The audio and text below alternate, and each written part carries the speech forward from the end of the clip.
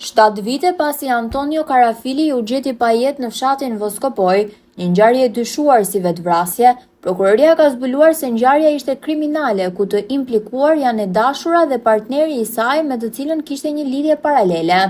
18 vjeçari Antonio Karafili u gjeti varur në një pemë në pyllin e Voskopojës më 14 qershor 2018, sikurse u raportua Kesi Spahillari, në atë kohë vetëm 17 vjeç, ishte e fundit që pa të riun para se të ndronte jetë. Në dëshminë parahetuesve, e reja u shpreh atëherë se me Antonion atë ditë ishte takuar rreth orës 17 për të sqaruar një sherrë që i dashuri i saj kishte me xhaxhin dhe kushëririn e saj. Po ashtu pretendoi se Antonio kishte bërë skena xhelozie, duke akuzuar atë se kishte një lidhje paralele. E reja shtoi se pas debatit rreth orës 20 ishin ndarë nga njëri tjetri, ndërsa më vonë mësoi për ngjarjen e rëndë ku dhe njoftoi prindrit e viktimës. Ema e Antonio Karafilit nuk u bind nga versioni i vetvrasjes dhe vazhdimisht ka kërkuar drejtësi, duke pretenduar se djali i saj ishte vrarë.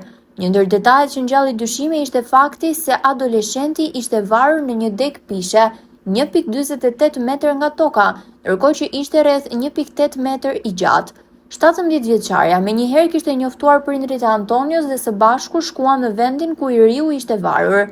Ema e të ndjerit Mimoza Karafili tregoi me detaje se si e gjeti djalin të varur në një deg pishe. Vazhdimisht ajo kërkoi rihetim dhe bërjen e një ekspertize të re. Pas rihetimeve, prokuroria e Korçës mblodhi prova që implikonin në ngjarje të dashurën e Antonios, Kesi Spahillarin dhe një djalë tjetër, Recep Vathin. Ka indicjet dhe provat biologjike rezulton se Recep Vathi dhe Kesi Spahillari kanë mbytur me çarçaf Antonio Karafilin dhe më pas e kanë varur në pemë, duke inskenuar vetvrasjen e të riut. Motivi i krimit dyshohet të jetë lidhja paralele që Kesi Spahillari kishte me viktimën dhe Recep Vathin.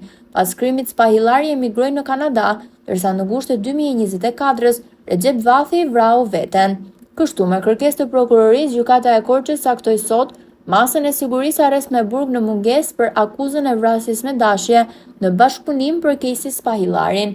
Pas kësaj, pritet që prokuroria e Korçës të procedojë me urdhër arresti ndërkombëtar për të ren, e cila prej disa vitesh jeton në Kanada, aty ku ka krijuar dhe familje.